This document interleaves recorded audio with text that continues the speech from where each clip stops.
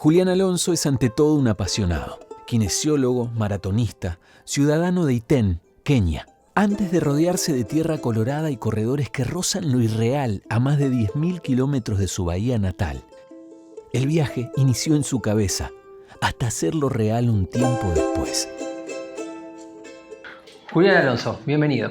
Muchas gracias, Santi. A ver, maratonista amateur, apasionado de running. ¿Está bien esa presentación? Sí.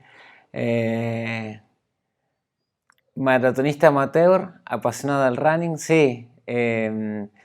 Y también yo creo que algo que también me está definiendo bastante es la búsqueda de un cambio en el running. ¿Sí? Estoy como kinesiólogo, que por ahí es una de las patas que le falta ahí a esa presentación.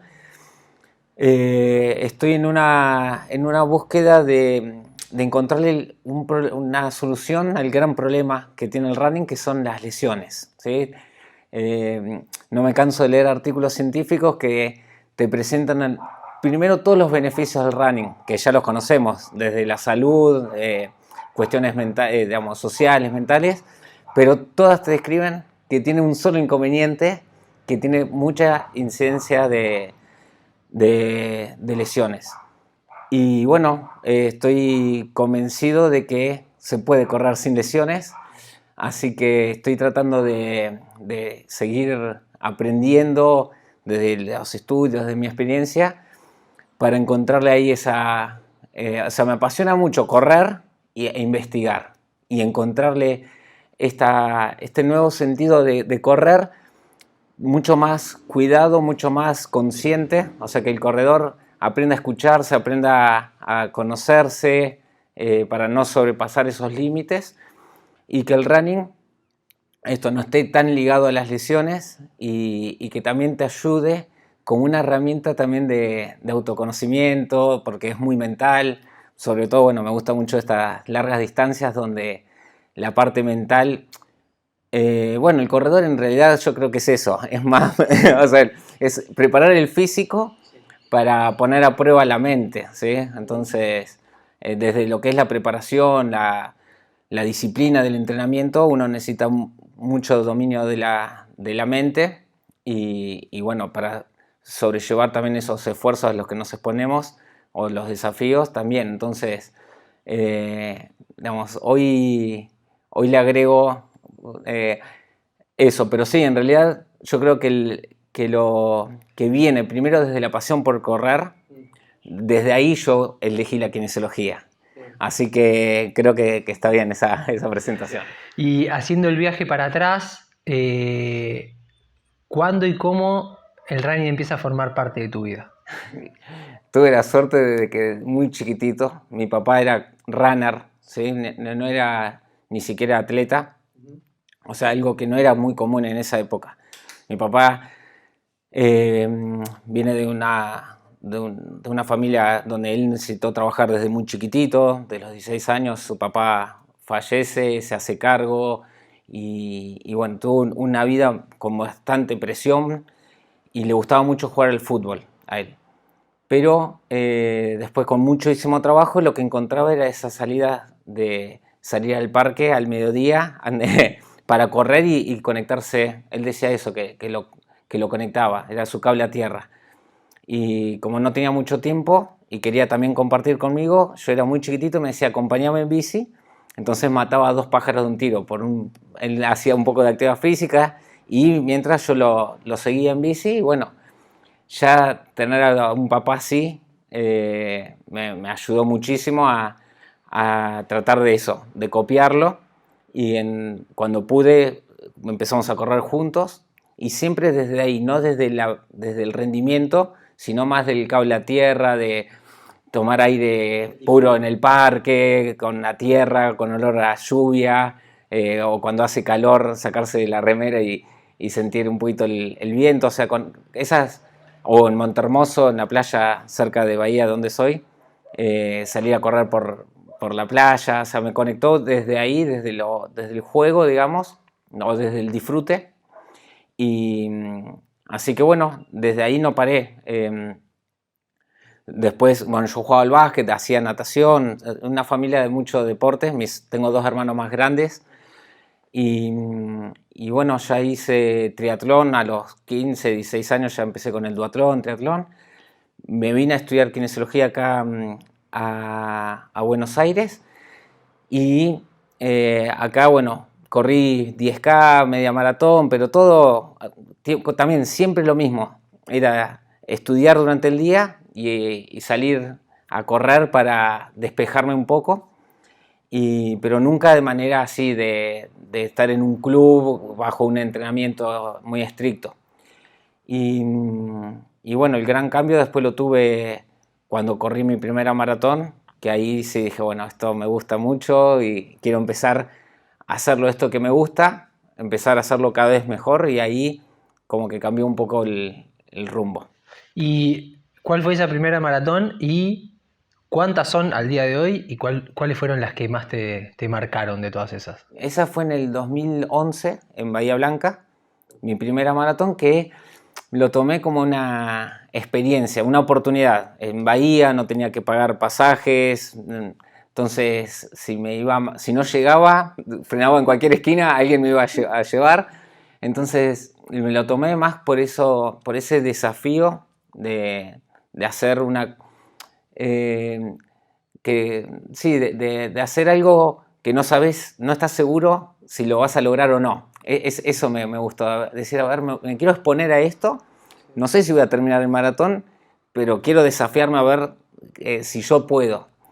Y realmente, bueno, fue una experiencia muy linda porque salí sin presión, no tenía ninguna presión del tiempo, mi único objetivo era terminar, así que salí muy despacito y la disfruté mucho, llegué bien y a partir de ahí dije, bueno, sí, ahora la próxima me quiero empezar a entrenar, ahí empecé a entrenar con un entrenador que me dio un plan y demás, y sí, pasaron 19 maratones ya, y como, a ver, muchas me marcaron. La segunda, por ejemplo, conocí el muro ahí en Rosario, porque salí muy fuerte y en el kilómetro 30, sí, ya empecé a caminar, la sufrí mucho, pero también la recuerdo como una carrera muy, muy importante porque me sirvió como ajuste y esto, aprendizaje. Después, bueno, la tercera fue en Miami, que ahí empezamos a ligar los viajes con mi mujer, con Gina, que me acompaña, digamos, se banca toda la preparación, sabe de ritmo, sabe de zapatillas de running, todo. Entonces un poco, digamos, nos complementamos con eso, con viajes, vacaciones, y esa fue como la primera vez que lo hicimos y fue fantástico, ir corriendo sabiendo que después de correr te vas a la playa, ahí pude bajar las 3 horas. Bueno, después tuve la oportunidad de correr en Río de Janeiro, también hermoso, en Boston, clasifiqué para Boston y fue, bueno, la más histórica de todas. Acá en Argentina, bueno, he corrido, bueno, en mi ciudad después, años más tarde pude ganar la Maratón de Bahía, también un recuerdo hermoso, en Cabildo también, o sea, a mí, yo no tengo necesidad de ir a una gran carrera porque me gusta correr, entonces he corrido, ya te digo, en Bahía varias veces, en Cabildo, en Rosario, bueno, y ahora, últimamente en Kenia también pude correr 2 maratones, así que, no, bien, bien, bien, bien. Y cuando te recibiste de kinesiólogo, a tu proyecto, a tu primer lugar le pusiste ITEN. Exacto. Ya claramente la idea se venía amasando desde Sí. hace mucho tiempo, esto de ITEN. Sí, yo los admiraba, realmente a los kenianos los veía por la tele y me encantaba, a ver, uno en un maratón ve de todas las nacionalidades, pero yo los veía a los kenianos corriendo con esa soltura, esa liviandad, tan naturalmente, distinto por ahí a otras nacionalidades que por ahí se les nota más el esfuerzo. Y después también los veía que llegaban a la línea de meta ganando maratones como las de Berlín y mantenían una humildad, les ponían las banderas, salían contentos, se abrazaban y esa personalidad también, ese carácter o forma de ser me llamaba mucho la atención Y entonces lo empecé a admirar. Y cuando pude ir a Río de Janeiro, estuve viendo ahí estaba el VIP, digamos, donde estaban la elite, digamos. Los veía correr así, digo, wow, eran como ídolos, ni los conocía, pero eran kenianos. Claro. Y entonces, cuando después armé este proyecto que era un centro integral para corredores, o sea, integramos en un centro kinesiólogos, médicos, nutricionistas, profes. Digo, bueno, un nombre representativo es Iten, así que sí, le puse ahí y ya empezó ahí mi sueño de ir a Kenia. Y Gina mi mujer me veía que tenía las ganas de ir, pero que no daba el paso. Entonces ella empezó a investigar y me ayudó en ese primer viaje para ir a Kenia.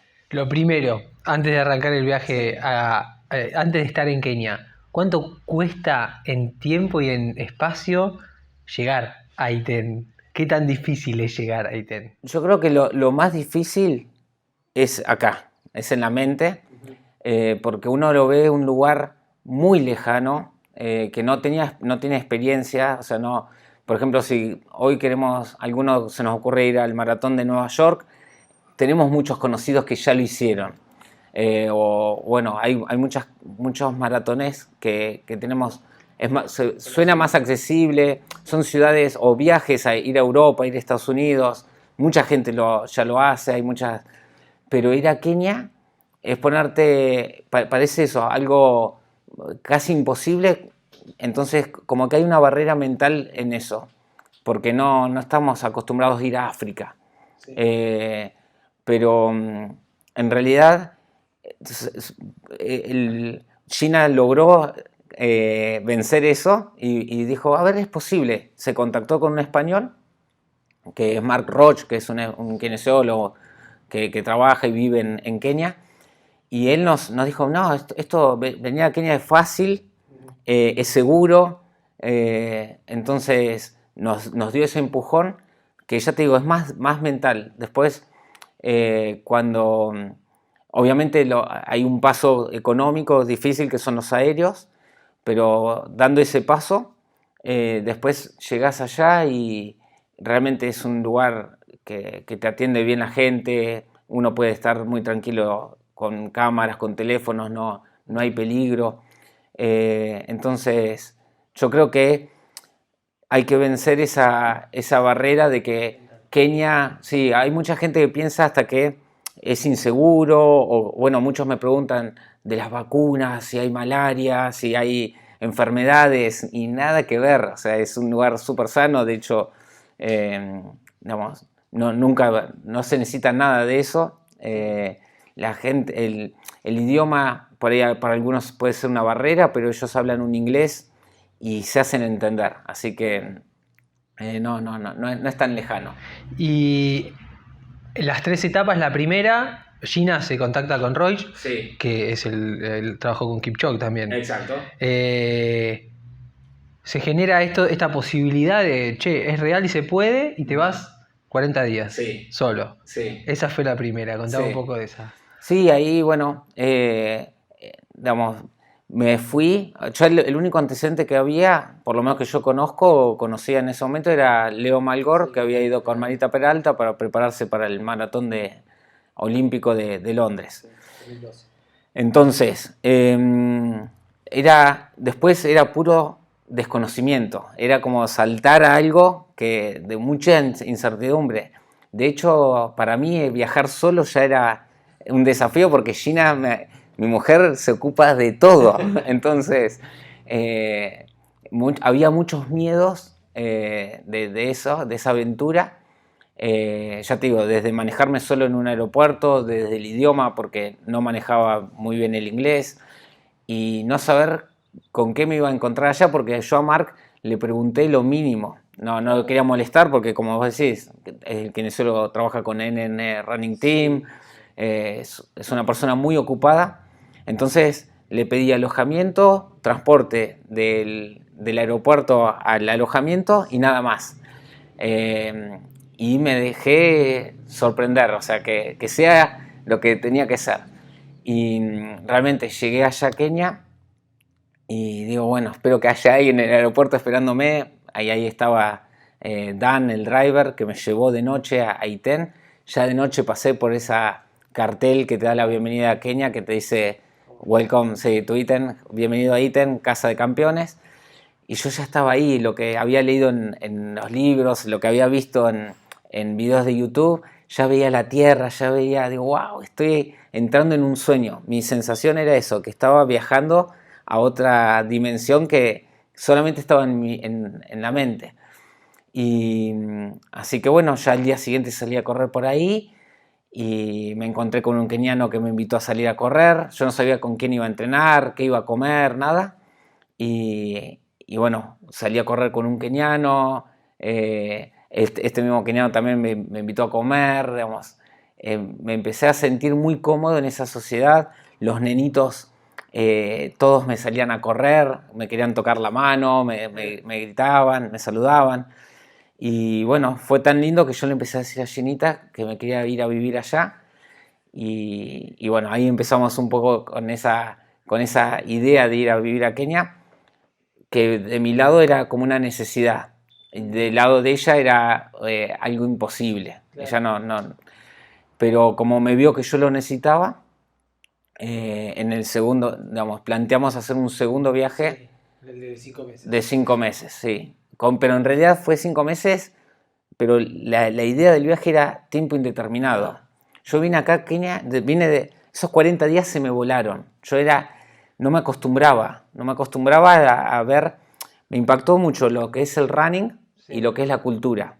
Este estilo de vida tan simple. Austero. Exacto, tan en contacto con lo simple, con lo natural. Sí. Entonces, yo quería conectarme más con eso y bueno, y en mi cabeza empezó digamos, a buscar la forma de volver.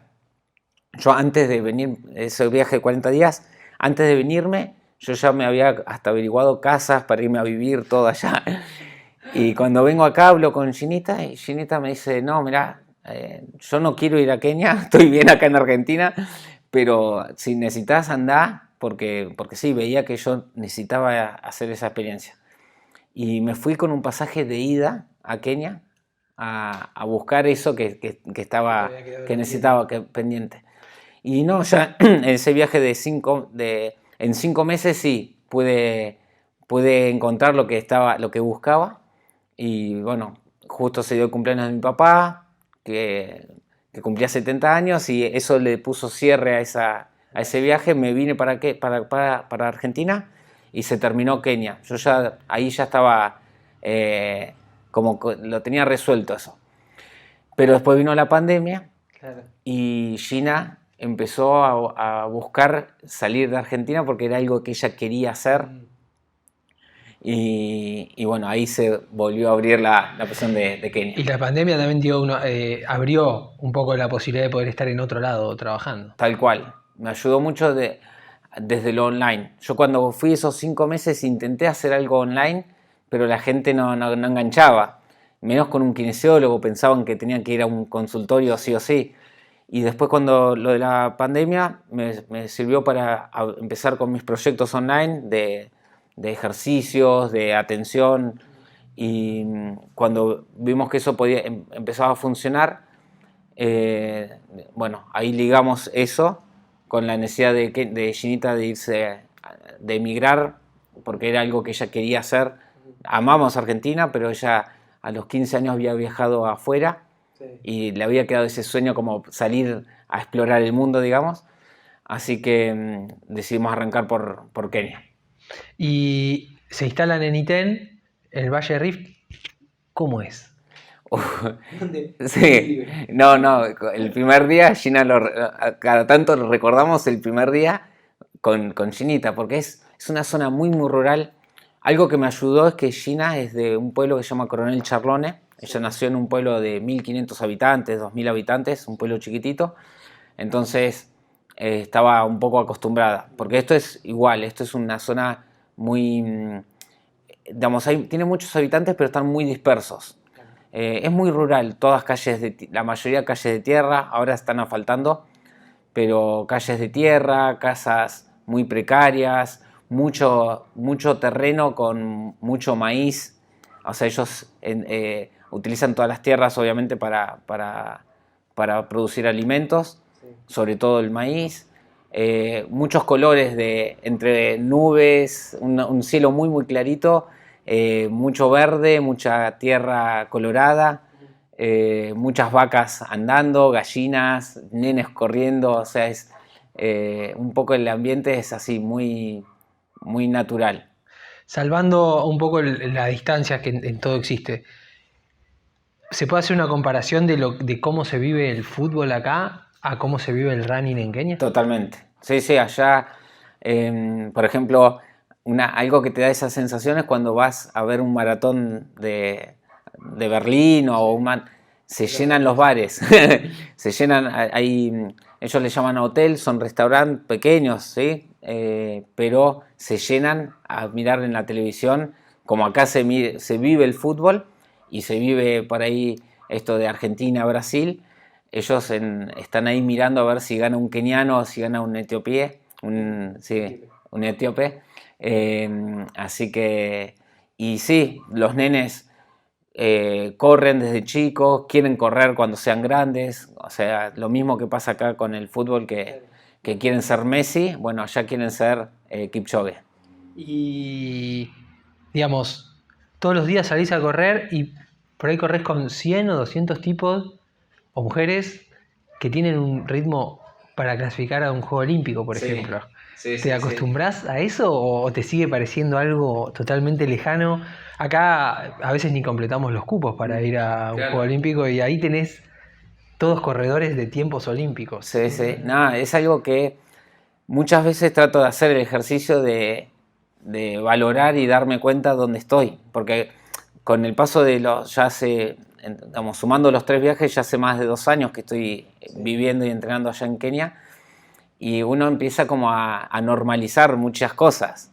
Entonces ya los ve pasar y dice, bueno, pero en realidad eso, trato de darme cuenta, y igualmente la mayoría de las veces me siguen sorprendiendo, los sigo admirando. O sea, cuando los veo pasar con esas zancadas, es impresionante, es un lujo poder verlos. Así que la mayoría de esos se los ve todo el tiempo, entrenando en grupos. Por suerte en mi grupo, o sea, yo tengo la posibilidad de entrenar en un grupo que no es de tan alto rendimiento. Entonces ahí puedo entrenar con ellos. Hay otros niveles de grupos que son solamente para ver o seguir en auto o en moto, porque es impresionante cómo corren. Y sí, como vos decís, las cantidades son de 200 o más que están a ese nivel. Y dentro de un lugar donde te cruzás con los mejores está el mejor. Sí. Vi que tuviste la chance de entrenar. Primero, algo que me parece muy, muy loco es que pudiste entrenar en el mismo lugar donde entrena él, cosa que en otros deportes, sobre todo acá en Argentina, no se puede. Claro. O sea, que compartiste pista y que a la vez pudiste conocer a Eliud Kipchoge. Sí. Sí, ellos mantienen todo, digamos, su estilo es siempre simple, ¿sí? Entonces, Kipchoge sigue siendo, por más que sea el mejor para todos, es uno más, sigue, digamos, y eso creo también lo hace, le marca cómo son ellos en general, ¿sí? Por ahí nosotros, por ahí pediríamos cierta exclusividad, ir a otra pista especial, que no haya, estas pistas están un poco gastadas, los baños no son de primera, claro. Y Kipchoge se adapta como si fuera uno más, ¿no? Entonces esa simplicidad yo creo que se traslada también a su manera de correr. Entonces sí, uno comparte pista con esto, ahí en ese mismo lugar está Kipchoge, pero atrás de él, como vos dijiste, hay muchos atletas de 2 horas 4, 2 horas 5, 2 horas 6, pero no hay tanta sensación salvo a la vista, no hay diferencias. O sea, uno se puede dar cuenta por el ritmo que llevamos, pero en el resto no hay diferencias. En mi grupo también hay buenos corredores, pero no, digamos, ellos se valoran mucho por lo que realmente son, no tanto por su imagen. Entonces, eso también me encanta, que no se marque tanta diferencia entre el que es buen corredor y el que no tanto, ¿sí? Por ejemplo, entonces, sí, es un placer, bueno, también poder verlo a Kipchoge, es hermoso como corre, así que sí, generalmente cuando se da una combinación de lluvias, porque él usa también otra pista de tierra, entonces uno puede coincidir ahí en esa pista con Kipchoge, y sí, cientos de corredores más. Acá consumimos el Kenya Running, todo el mundo running. ¿Existe un Kenia, un ítem afuera de running, gente que no corre? Sí. ¿Cómo es el día a día del no corredor? O de los que intentaron correr pero no les dio, o del que nunca corrió.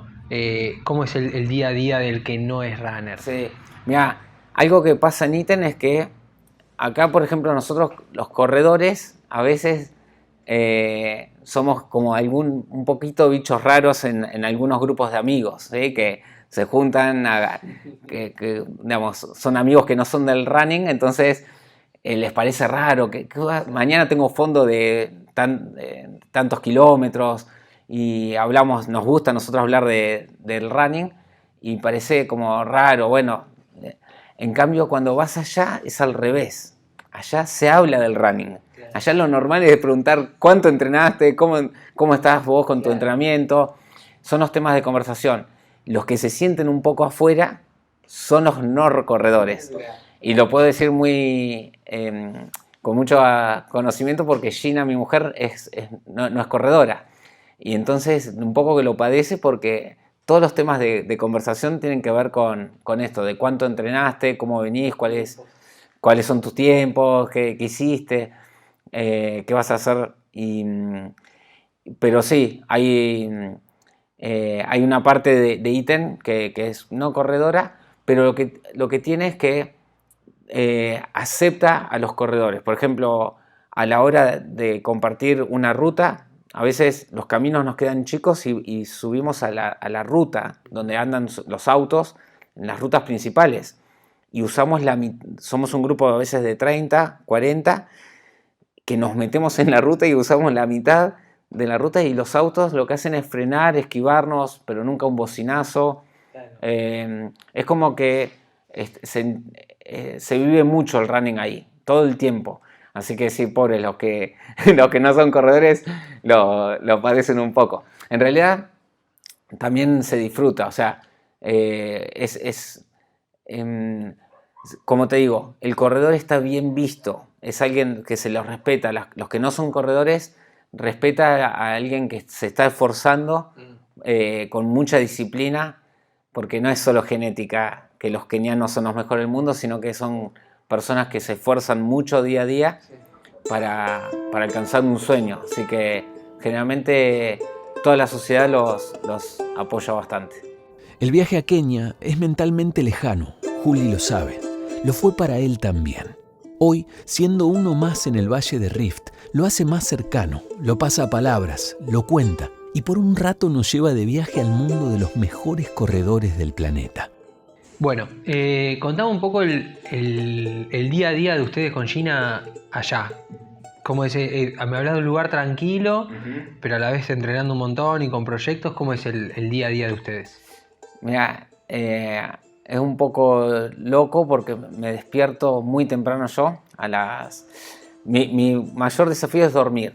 Realmente es lo que más me cuesta hacer, porque soy consciente de lo importante que es dormir para el entrenamiento y para la salud, para el rendimiento también a la hora de trabajar y demás. Pero realmente tengo tantos proyectos en la cabeza que me despierto a las 3 de la mañana, en realidad, y trato de seguir un poquito más, pero a veces digo, ya son las 4, me levanto, me preparo un mate, por suerte tengo bastante hierro allá en Kenia, y me pongo a trabajar. con esto que te decía que también me apasiona, que es investigar y tratar de lograr eso, transmitir lo que voy aprendiendo a otros corredores. Y Gina se levanta también igual bastante temprano, 6, 7. Los días que, digamos, nosotros, mi grupo generalmente entrena a las 9 de la mañana, sobre todo los lunes, miércoles y viernes. Hay otros días que no, que ya a las 5 o 6 de la mañana nos juntamos a entrenar y ahí me cambia un poco esa rutina. Y después, bueno, se entrena todas las mañanas de lunes a sábado. Los domingos generalmente se deja libre, algunos salen a correr, otros no. Yo eso lo manejo según si estoy cansado, me quedo descansando, sino también generalmente mi cuerpo me pide seguir saliendo a correr, así que aunque sea 40 minutos, una hora, hago suavecito. Después, bueno, al mediodía yo doy unas clases online, así que de ejercicios que arranqué con esto de la cuarentena. Así que son una rutina de ejercicios de abdominales, piernas, digamos. Son 45 minutos que las doy todos los días. Las doy a las 2 de la tarde de Kenia, que son las 8 de la mañana de acá. Entonces, y después de eso, a veces salgo a hacer un segundo turno de running, 40 minutos, o a veces ya si me noto muy cansado, por ahí no hago más nada. Y seguimos trabajando hasta las 7 de la tarde. También Gina está ahora muy enfocada en un proyecto que es Homos Champions, que es tratar de ayudar a españoles, argentinos, bueno, toda gente de habla hispana sobre todo, a ir a Kenia. Entonces estamos por suerte creciendo bastante ahí y ella se encarga de preparar los presupuestos, de hacer toda la logística. Y ya se cena temprano, 7 ya es la hora de cenar, ya ahí el sol baja. Y después, bueno, nos quedan por ahí algunas reuniones, algunas cositas que hacemos hasta las 10 y ahí ya a dormir. Bien, porque a las 10 acá sigue siendo horario activo, entonces Claro, a veces tienen... exacto, sí, claro, a las 8 de allá son las 2 de la tarde acá. Entonces ahí es digamos, muchas veces hago alguna consulta o videollamada con el diseñador, o bueno, sí, o alguna, digamos, o con algo de los proyectos, siempre es horario sí, de trabajo. En este tiempo que estuviste en ITEN, ¿vas viendo que en el lugar se está formando algún tipo de centro turístico running? ¿O es algo que no les interesa usar el running como también un medio de mover la economía de ellos? ¿O es algo que todavía lo sienten alejado y no les interesa? No, es algo que está creciendo así de manera exponencial. Es impresionante. Uno, si ve videos de ITEN en YouTube de hace poquitos años atrás, ve la mitad de lo que es hoy ITEN. Es algo que está creciendo mucho y temporada a temporada se van llenando los alojamientos y se van haciendo cada vez más. Antes habían 2 o 3 lugares para alojarse, ahora ya hay muchísimos lugares. Y sí, sobre todo en el invierno europeo, que es muy duro, y para los corredores entrenar con nieve y demás, entonces lo que hacen es irse 2 o 3 meses a ITEN. Y no, es algo muy bueno para ellos, es una oportunidad porque eso mueve todo, mueve alojamientos, transportes, comida, o sea, es bueno para la sociedad, así que es súper bienvenido el extranjero. Y sí, se va viendo esto cada vez que hay también más proyectos, como nosotros, por ejemplo, ahora proponemos un nuevo proyecto que tiene que ver más esto para el área más de los que hablamos español, pero también hay hecho en Francia, o en inglés hay varios también, suizos, entonces sí, hay varios. ¿Y la sociedad de ITEN se muestra abierta Claro. a recibir? Sí, sí. Sí, algo que pasa es esto, lo que te decía. Yo desde el 2018 que estoy yendo a Kenia, vi cómo está creciendo y realmente es como, yo digo que es como un nene. ¿Viste? Los nenes vos no querés que crezcan por un lado, decís, qué lindo que está así y que se mantenga así toda la vida, pero por otro lado entendés que es algo que tiene que desarrollarse y crecer. Bueno, con ítem pasa lo mismo. A mí me da, digamos, cada vez que veo que se construyen, se asfaltan calles, digamos, que esas hoteles que eran más de chapa ahora se están como haciendo más, digamos, con mejores construcciones.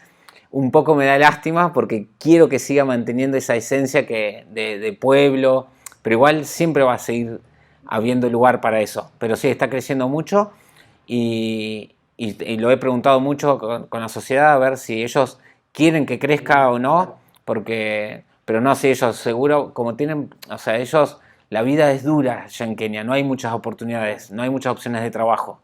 Entonces realmente que vengan extranjeros a consumir, a hacer que todo eso produzca, sí, sin duda es algo que ellos lo buscan. Como Musungu, como extranjero blanco, ¿en algún momento te sentís parte ya dejás de ser Sí, un Musungu? sí, sí, sí. No, ya realmente yo me he integrado muy bien. En mi grupo, digamos, tengo, por suerte, sí, un lugar súper ganado. No, no ganado, sino que cedido por ellos. O sea, ellos me han integrado muy bien. Desde mi primera experiencia, en el 2018 que estuve esos 40 días, yo ya entrené con este grupo con el que sigo entrenando hoy, con el mismo entrenador. Y aquella vez, digamos, terminé esos 40 días con palabras, o sea, todo el grupo me despidió, me dijo, quería que vuelva.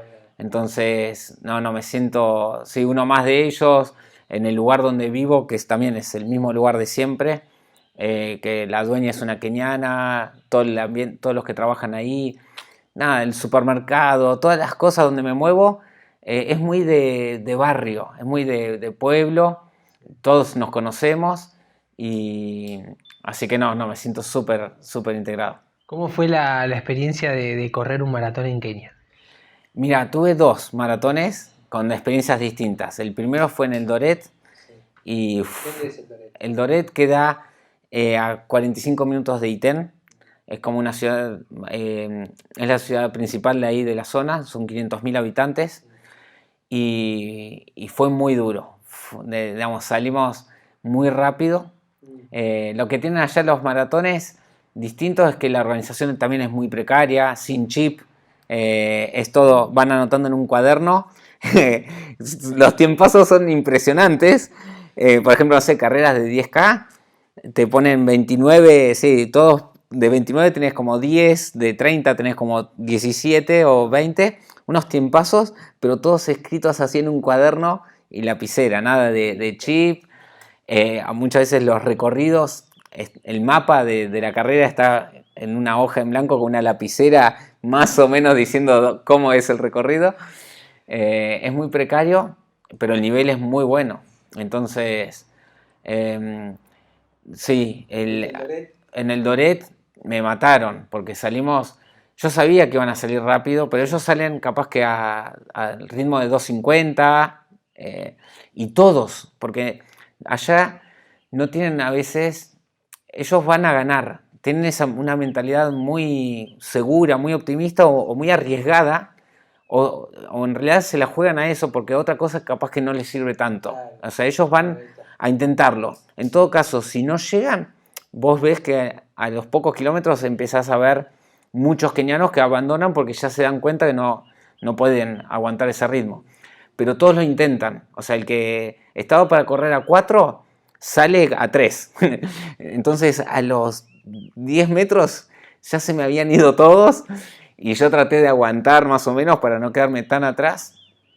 Y sumado eso a que también tenía muchas subidas, me costó mucho, pero bueno, llegó un momento que me relajé y dije, bueno, ya está, o sea, el tiempo voy a simplemente terminarla, a disfrutar y bueno, me limité a eso. Ya en Nairobi es una carrera mejor organizada, ahí sí hay chip, es la capital de Kenia y es una organización, no quiero decir mal el nombre, pero creo que es estándar, creo que es un banco y tiene varias maratones en el mundo, creo que está en Hong Kong, Nairobi, no sé, hay varias que son bastante como extremas, o sea, bastante difíciles, carreras difíciles. Pero ahí ya sí, ya la organización es como la del Maratón de Buenos Aires, digamos, es algo bien armadito, y la ruta también es mucho más plana. Así que ya un poco también menos altitud, y ahí pude correr bien y fue una experiencia así espectacular. Sí, es eso, es bueno lo que te decía, ver a para el espectador también es muy lindo porque como hablábamos al principio, allá el running es como acá el fútbol. Entonces la gente va a las carreras porque gente que por ahí no corre, pero les interesa. ¿Cómo te llevas con la idea de que naturalmente los tiempos por edades y por un montón de cosas van a ir descendiendo o van a ir bajando en calidad? Sí. ¿Cómo te llevas con la idea de correr para siempre o correr hasta que los tiempos lo permitan y después no correr más? En mi caso personal, mirá, yo me tengo fe.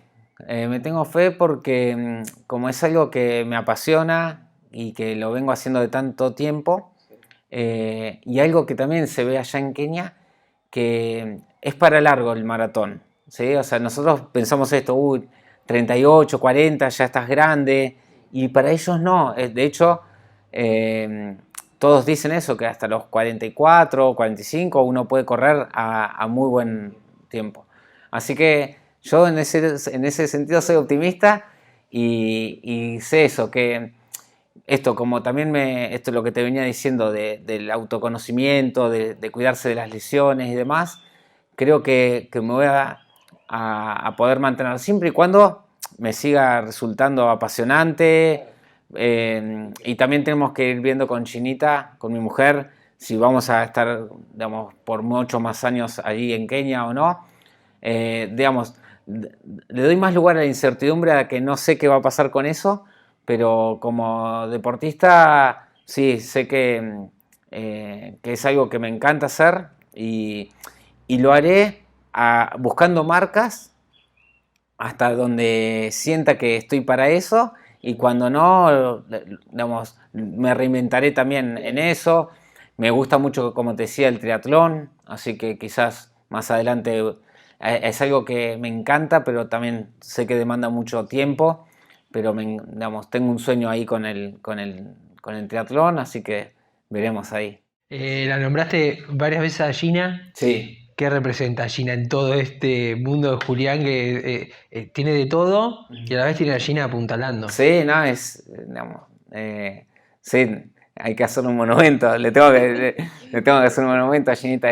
Para mí sí es muy importante, o sea, lo que nos ha pasado es que nos ayudamos mucho, pero con mucha flexibilidad también, o sea, con mucha libertad, con mucho acompañamiento, pensando uno en el otro, o sea, así como ella me aguanta y me sostiene, bueno, yo también trato de darle a ella, escucharla y apoyarla también ella en sus proyectos, y así que no, nos acompañamos muy bien, y sí, y me lo hace todo mucho más, digamos, no solo más fácil, sino que mucho mejor. O sea, me ha pasado en este tiempo que estuve en Kenia, ella estuvo 5 meses viviendo en Estados Unidos, y la extrañaba un montón. No porque no, digamos, lo que tenemos nosotros, que somos conscientes que somos independientes los dos y que podemos vivir bien cada uno por su cuenta,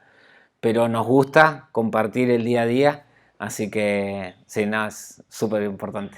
Recién hablabas del triatlón como un anhelo, de hecho, por ahí, ¿tuviste en algún momento desde que arrancaste corriendo con tu viejo en el parque anhelos de alto rendimiento o nunca te picó el alto rendimiento, el llegar a ser elite o poder llegar a tener tiempos que te permitan estar en competencias Claro. grandes? Mira, la única vez que pensé en eso fue cuando era muy chiquito, tenía 16 años, que por ahí en Bahía, claro, en esa categoría éramos pocos, y a mí me gustaba mucho correr, corría fuerte, me gustaba mucho la bici, andaba fuerte en bici, me gustaba natación.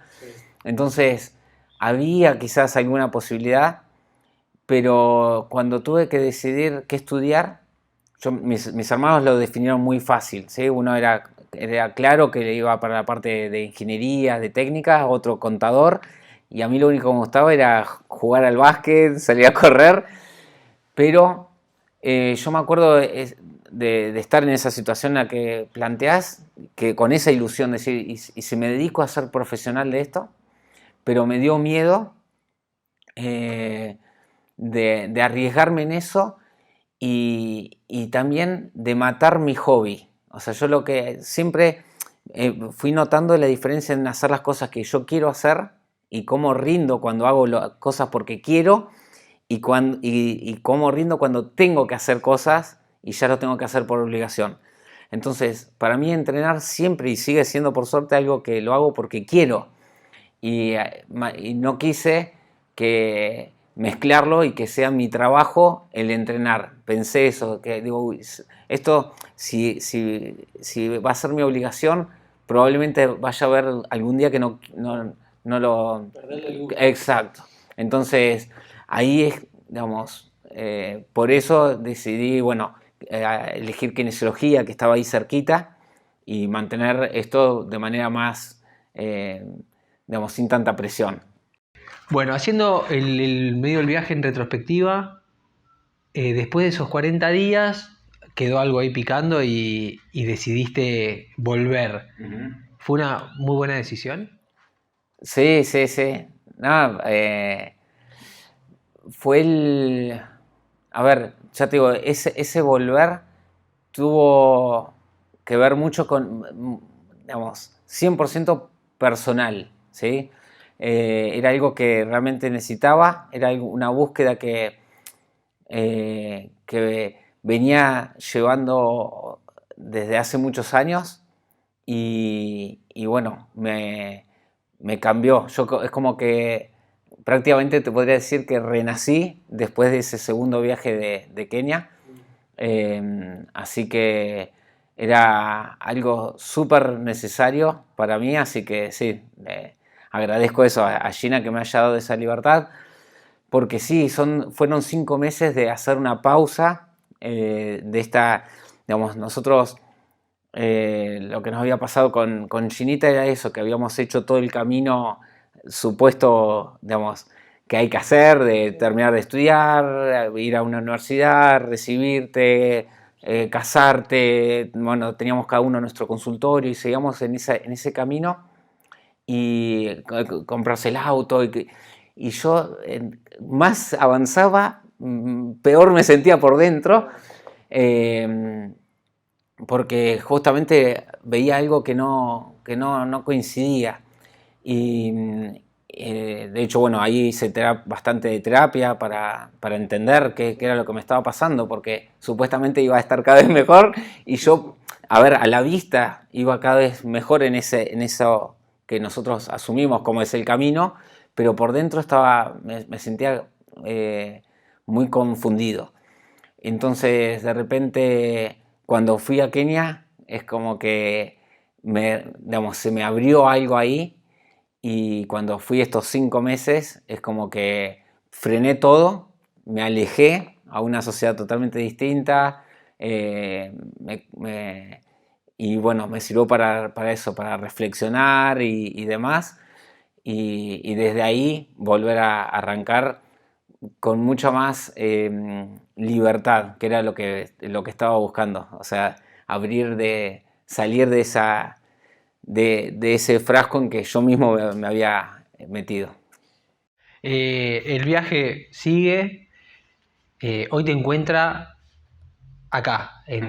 Hoy te encuentra en Buenos Aires, pero con la intención de volver a Kenia ahora en un mes. ¿Para dónde van los sueños, los anhelos? ¿Para qué lado te llevan?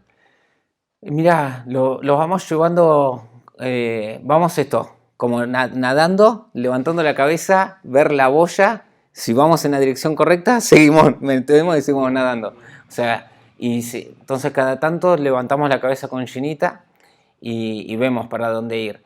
Realmente estamos muy, muy bien, este proyecto que te digo de ayudar a gente que vaya a Kenia está creciendo mucho. Así que, y bueno, yo le pedí a Ginita también un plazo de 2 años hasta mis 40 para poder terminar esto que te comenté al principio, de lograr, digamos, ahora tengo que buscar bien la manera de ayudar a los corredores, ¿sí? De comunicar y cómo guiar en esta propuesta de cómo cambiar el running, cómo buscarle un sentido un poco más, más saludable o más donde nosotros nos demos cuenta que no depende nuestras lesiones ni de las zapatillas ni de algo de afuera. Es un mal uso de nuestra máquina. O sea, cuando nos lesionamos es porque no hemos sabido entender las señales que nos estaban dando, o no hemos podido controlar nuestro ego de decir, tengo que parar. Y nuestro ego nos dice, no, hoy tenés que terminar las series. Y fortalecer también un estilo de vida más sano, más de ejercicio. Yo creo que, digamos, entonces, por un tiempo hasta que no, yo necesito ahora, no es que necesito, es algo que quiero, es terminar este paso de decir, bueno, ya pude transmitir a través de cursos, de varias vías, todo lo que quería expresar y bueno, esto va a ser un plazo de 2 años. De ahí en adelante, bueno, será ir viendo cómo sigue todo. Creo que sé la respuesta, pero ¿sos feliz haciendo lo que haces? Sí. Realmente soy un súper agradecido porque desde pude todo el tiempo darme cuenta en esta gran diferencia entre hacer las cosas que quiero y hacer las cosas que tengo. Ya a mí tuve una muy buena infancia, tuve mucha suerte de la familia que me tocó y fui como un poco mal criado en ese sentido por mi mamá y siempre tuve la suerte de hacer lo que quería. Y cuando, digamos, y mis peores rendimientos, por ejemplo, en la escuela, ir a estudiar inglés, era porque me estaban imponiendo hacer algo. Entonces, eso traté de alejarlo y guiarme siempre por lo que sentía. Y cuando hago algo porque quiero, es esto, no puedo dormir. Soy como un nene que digo, quiero seguir con esto. Entonces, realmente disfruto mucho y tanto correr y todo lo que hago. Así que, sí, un súper privilegiado. Asante sana, Juli. Caribo. Hasta ahí llegamos. Buenísimo.